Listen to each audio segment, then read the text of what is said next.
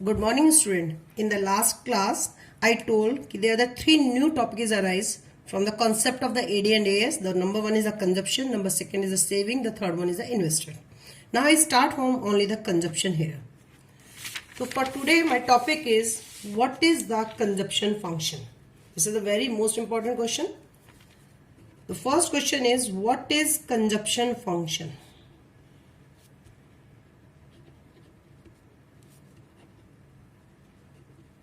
Explain with schedule and diagram. Explain with schedule and diagram. Clear?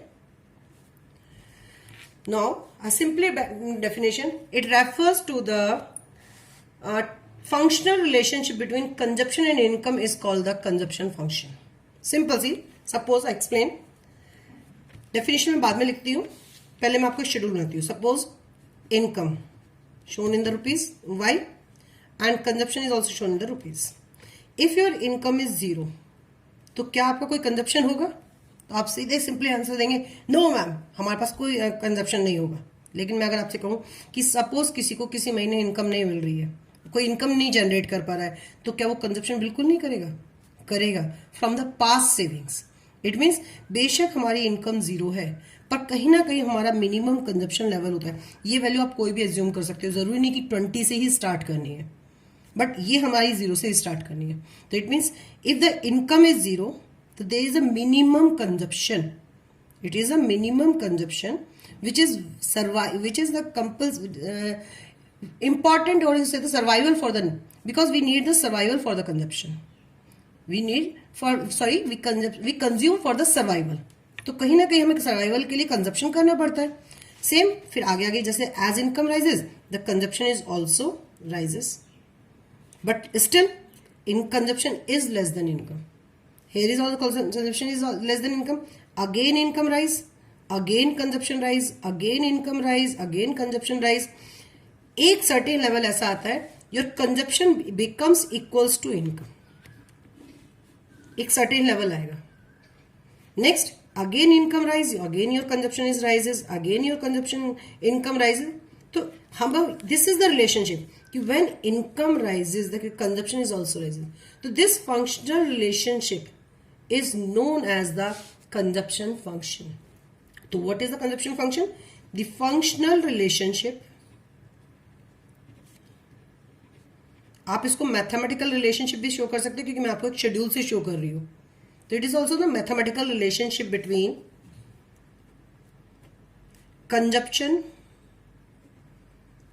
and income is called consumption function. Clear?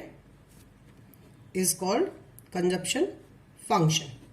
अब इसको हम symbolically कैसे present करते हैं? C is equal to F. F means यहाँ पे function, that is a, this is the symbolically.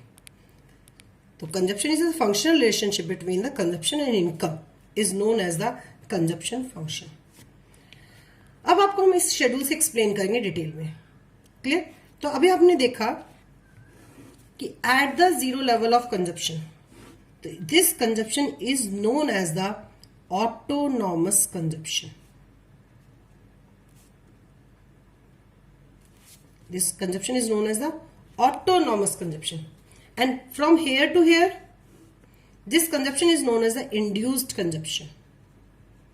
अब question है कि what is the difference between the autonomous consumption and induced consumption? Autonomous consumption is that consumption which is not affected by the level of income. Which consumption is not affect the level of the income? That is the autonomous consumption. This consumption level is affected by the different level of the income, so it is known as the induced consumption. तो एक सीधी सी बात है कि economics में बहुत सारे variables पढ़ते हैं, तो out of the total variables which variable is not affected by the income? Any variable जो इनकम से अफेक्ट नहीं हो रहा, that is the autonomous variable, and all those variable which are affected by the income, that is known as the induced variable. तो but हमारी इस theory के अंदर हम कंजप्शन की बात कर रहे हैं, तो this consumption level is not affected by the income so it is known as the autonomous consumption. But the all level of the consumption is affected by the level of income, so it is known as the induced consumption. अब हम देख रहे हैं एक certain point हमारे पास आया where the consumption become equal to the income. तो in the technically term it is known as the break even point. तो ब्रेक इवन पॉइंट पे हमने देखा C is equal to Y हो गया. At the break even point C is equal to y. Clear? It means prior to the break even point. It means prior to the break even point, consumption is always greater than income, and after the break even point, consumption is always less than income. This whole theory is known as a consumption function. My answer is the functional relationship between consumption and income. तो relationships के हमने 3 points calculate 4 points calculate कर लिए. First point is this, when the income is zero there is the minimum consumption because survival needs consumption. Second point, as income rises consumption is also rises, but at a certain level consumption become equals to the income, so it is known as a break even point in the economics term. Third, prior to the break even consumption is always greater than income, always, and after the break even consumption becomes less than income. The whole theory is known as the consumption function. अगर question paper में आ रहा है with schedule तो आपको ये पूरा explain करना है, शेड्यूल की explanation. But sometime this question also comes with the diagram कि आपको इसे डायग्राम के साथ एक्सप्लेन करना है. अब मैं इसे डायग्राम के साथ एक्सप्लेन कर रही हूं.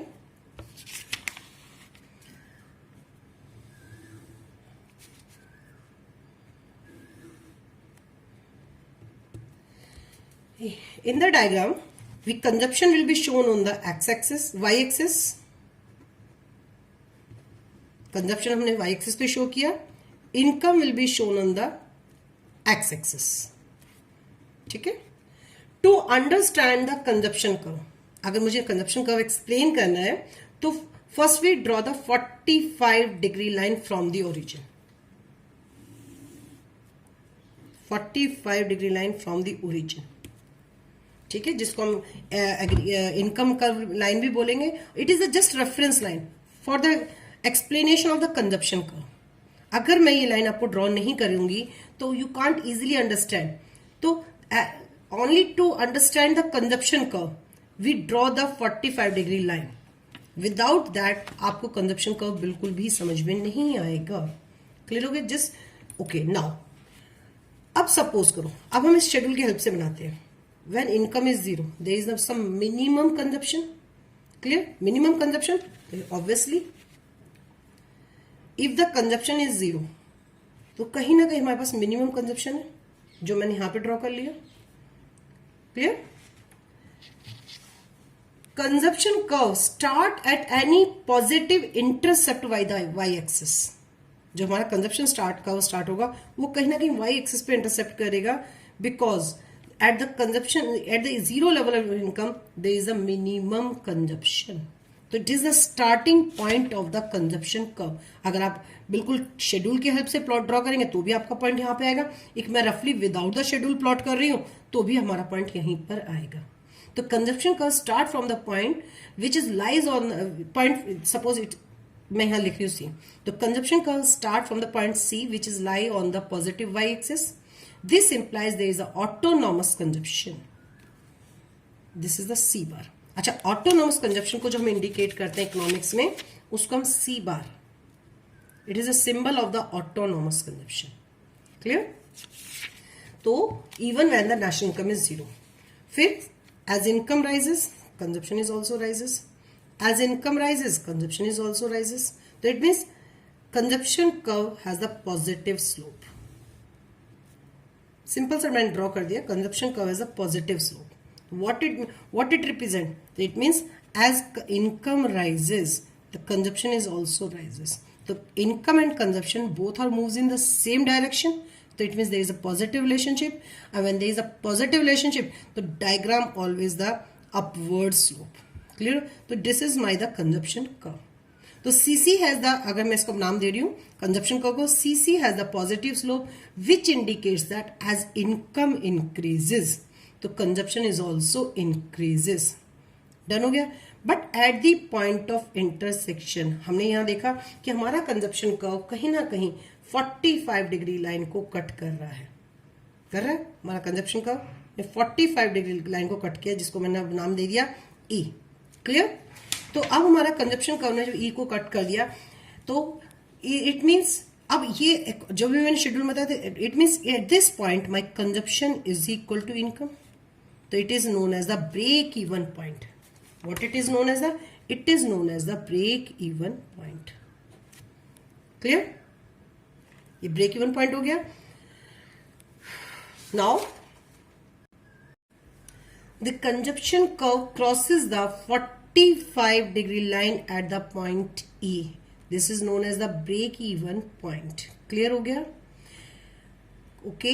Now it means where the consumption expenditure just equal to the income.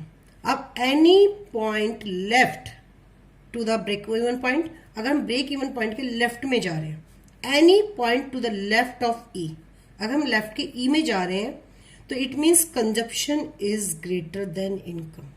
तो ये जो कंजप्शन अब हमारे पास है, अगर अच्छा सपोज हम इसको ऐसे कर लेते हैं draw, it is known as the break even level of income. ध्यान से रखना, it is the break even point, this is the break even level of income, both are the different. Simple, अगर उन्होंने कहा locate the break even point, तो you point here. उन्होंने कहा show the break even level of income, तो you show here. First you plot this, then draw one line which touch to the x-axis. Now this is the break even level of income. अब prior to the break even level of income और break even point हमने क्या देखा? Consumption is greater than income.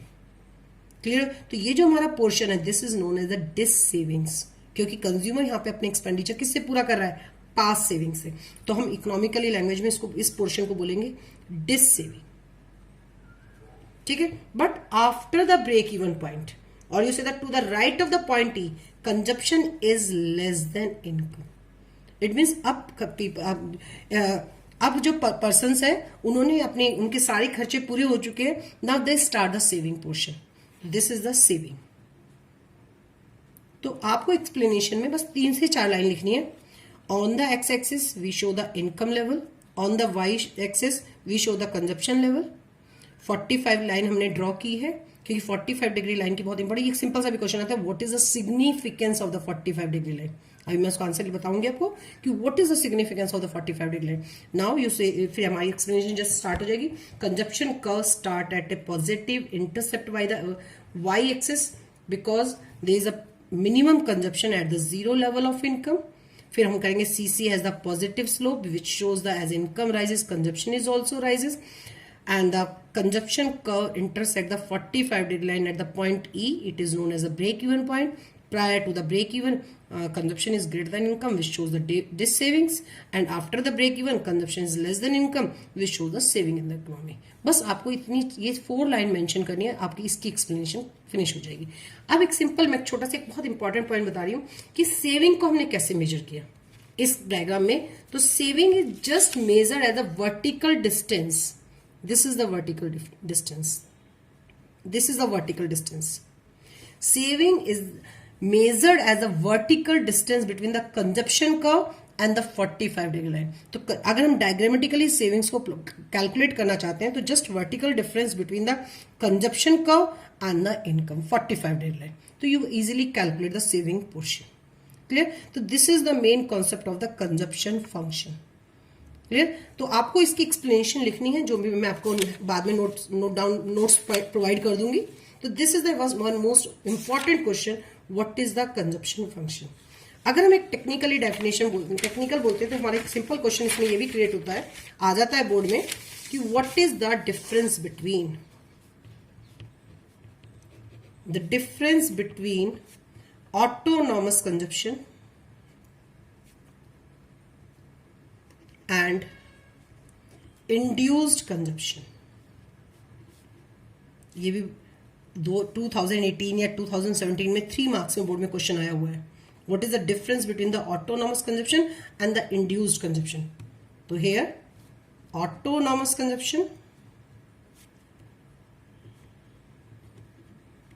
and here is the induced consumption. induced consumption. Then the first point, it refers to the minimum level of consumption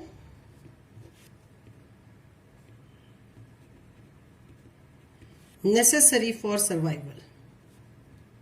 Necessary for survival. Here it signifies the consumption over and above the autonomous consumption. Clear? Now it is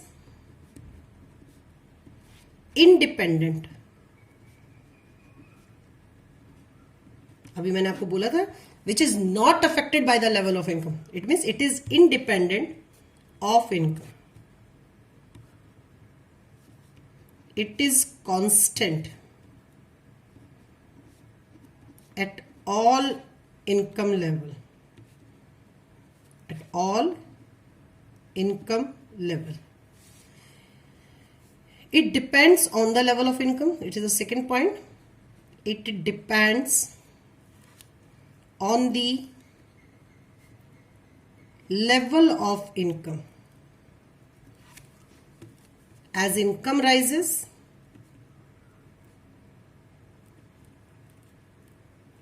the level of induced consumption increases. Clear here? ठीक है? It is denoted by C bar. It is expressed by the symbol. It is expressed by the symbol B dot Y.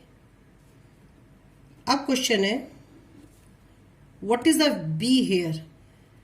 B means MPC and Y means income level. अब what is the MPC? MPC just measure the rate of consumption. अब question आता है what is the MPC here? MPC just shows, it measures the rate of change in consumption per unit after the change in income.